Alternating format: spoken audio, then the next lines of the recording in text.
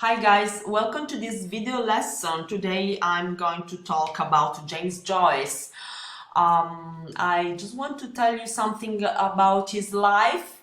As you can see from these different paragraphs, we are going through different stages of his life that he spent in different countries, starting from Dublin because he was an Irishman, and he had a kind of cosmopolitan culture, and he decided to go on a voluntary exile, and he spent different parts of his life in Italy or in Switzerland and in France.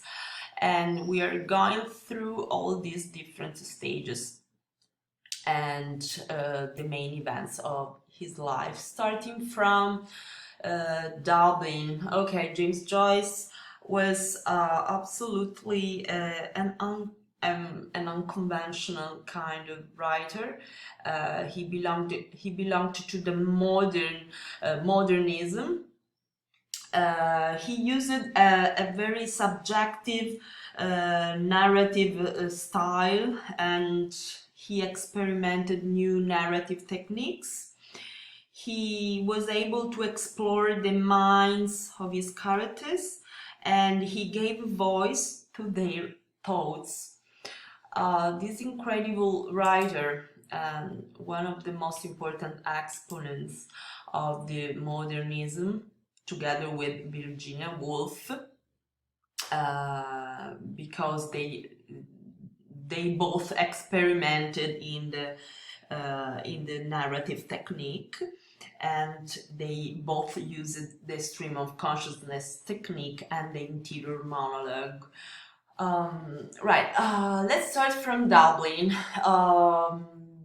And this period covers the years starting from 1882 up to 1904.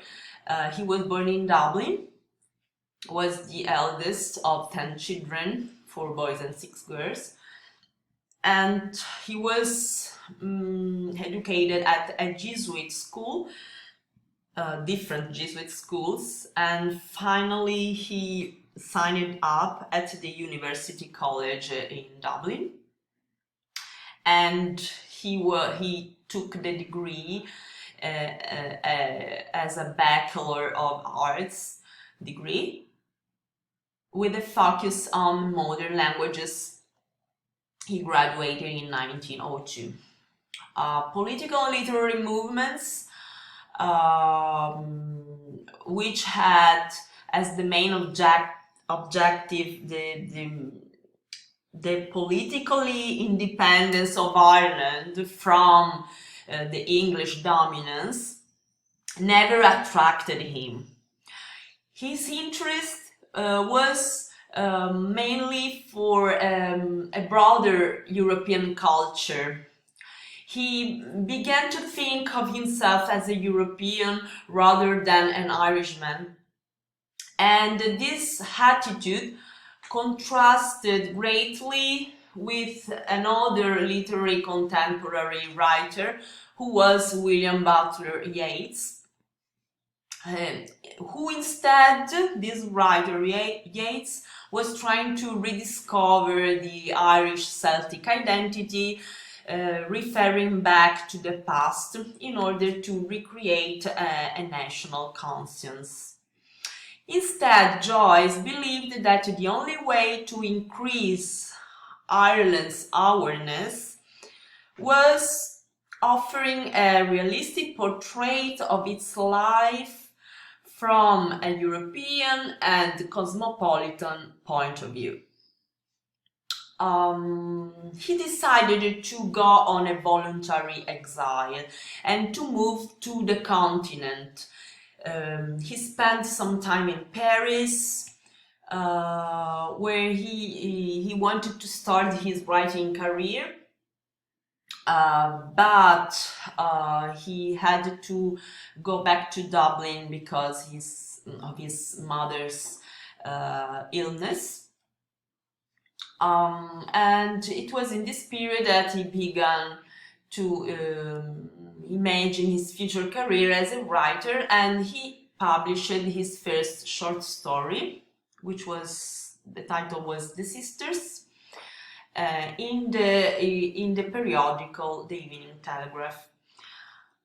This was The Sisters was to become the opening story in his collection of short stories which he was going to write, which was Dubliners.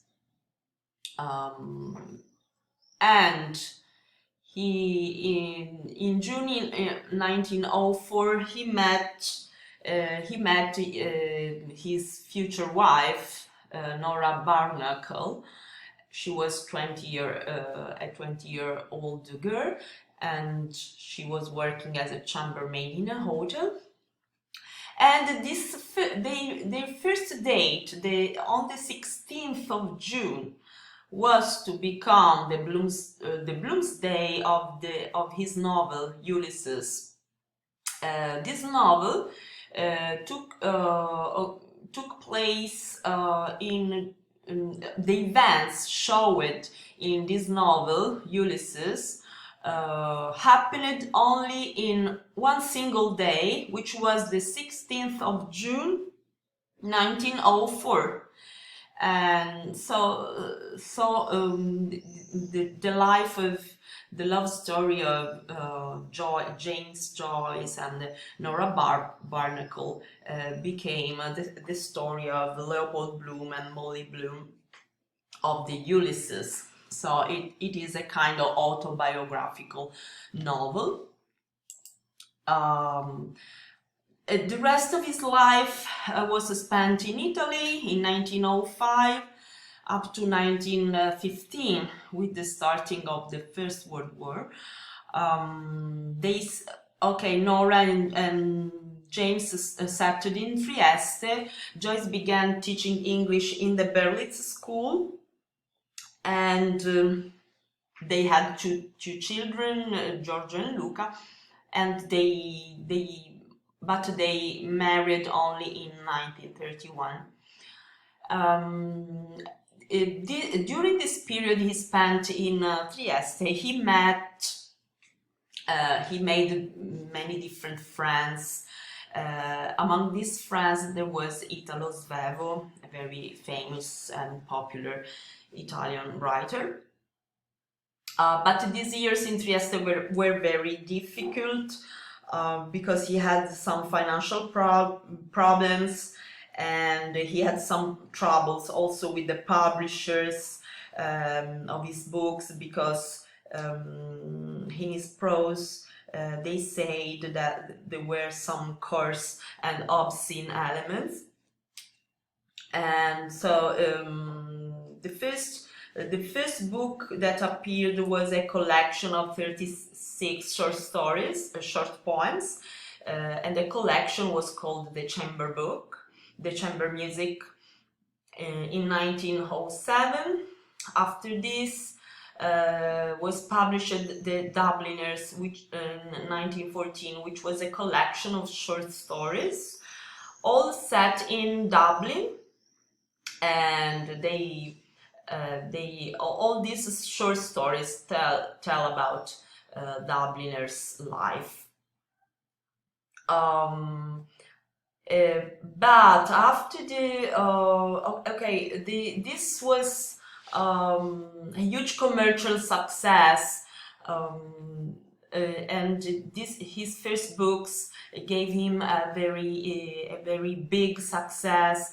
And for example, the American poet Ezra Pound praised Joyce a lot, because Ezra Pound said that Joyce used a very unconventional style, and for this reason the American poet Ezra Pound helped Joyce to print his second novel, The Portrait of the Artist as a Young Man, which was a kind of semi-autobiographical novel. And after the publishing of this novel, Joyce had to go on Zurich. In Zurich, he had to move to Zurich together with his family because of his position, of his political position, because he was a British national into an Austrian occupied town, Trieste, in Italy, and he had no alternative. And his works, both of his works, Dubliners and the Portrait of the Artist, gave him a great success, and his position as a writer was established. But although all this success, he kept on having financial difficulties, and after this he received several anonymous donations which enabled him to continue writing on the novel Ulysses, which is considered his masterpiece. Ulysses began to appear in serial form into the Little Review, but was suspended because of obscenity, the presence of obscenity.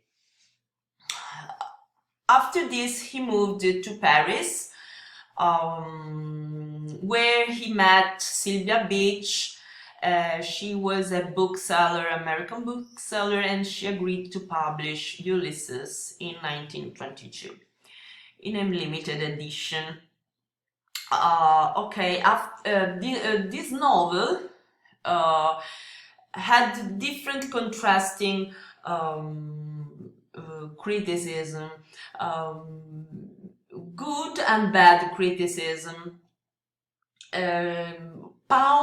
Ezra Pound really acclaimed this novel, and also Thomas Stern Eliot, who declared that Ulysses was the most important expression which the modern age has found. Also, Yeats considered this novel a work of genius. The novel Ulysses traces the experience of Leopold Bloom and his wife Molly, and the poet Stephen Dedalus, who was also the protagonist of the main character of the previous novel, A Portrait of the Artist, as a young man. And the story takes place on a single day, the 16th June 1904 in Dublin. After this, his daughter Lucia had some serious mental problems, and she was sent on a mental hospital in Paris. During this period of his life, Joyce had very serious problems, because he also had a kind of blind illness to the eyes, and his blindness was increasing, and also his daughter's illness and the father's death. This period was very bad for him, but he continued to write, and he eventually published his last work, Finnegan's Wake, in 1939. In this work, he used a variety of puns. The puns are play on words, and he invented new words as well.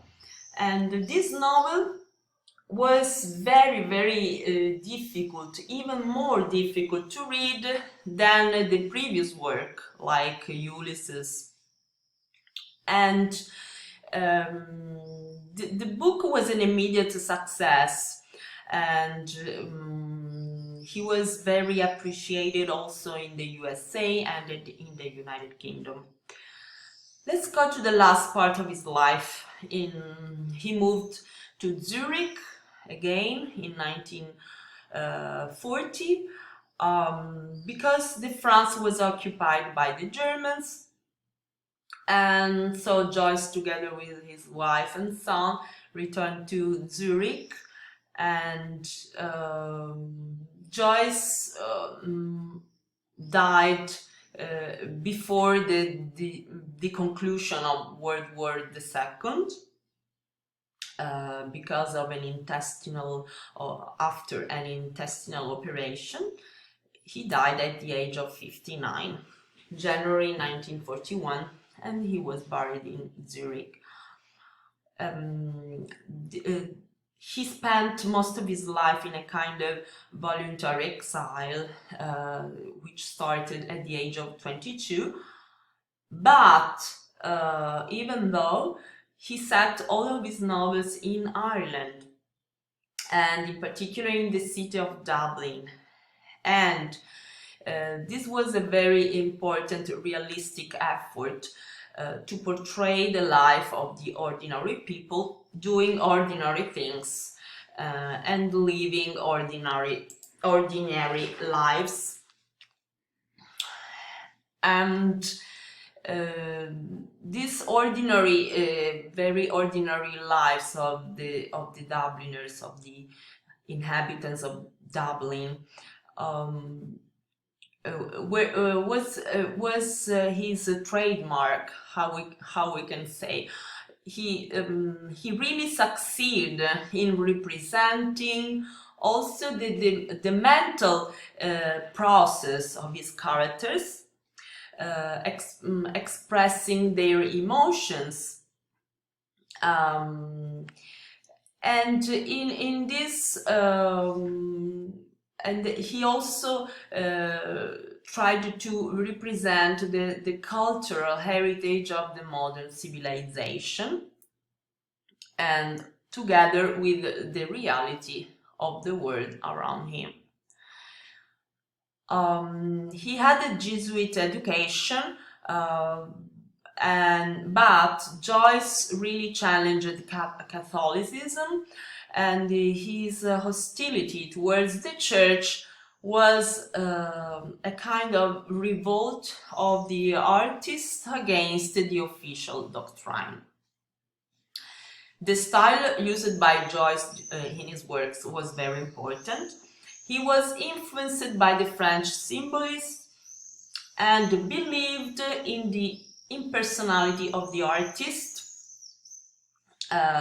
in the same way that Thomas Sterne Eliot did. According to Joyce, the artist's task was to render life objectively, and this necessarily led the artist to a kind of isolation and a detachment from the society. In his works, he didn't express his point of view. Joyce used different points of view and different narrative techniques in order to portray his characters. His style, his technique, and the language used by Joyce developed from the realism to a kind and more controlled prose of the Dubliners, and this led to a kind of exploration of the characters' impressions and points of view.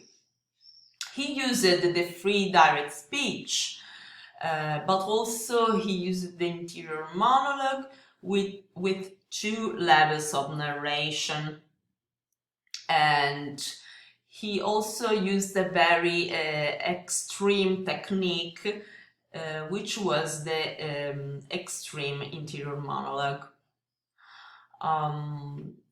And the language, the kind of language used by Joyce was a succession of words without punctuation or grammatical connections. And he also used a lot of puns. And the reality became the place of psychological projections, of symbolic archetypes, and cultural knowledge. Okay, and that's all for now. We finish here with the life and works and the main works of James Joyce.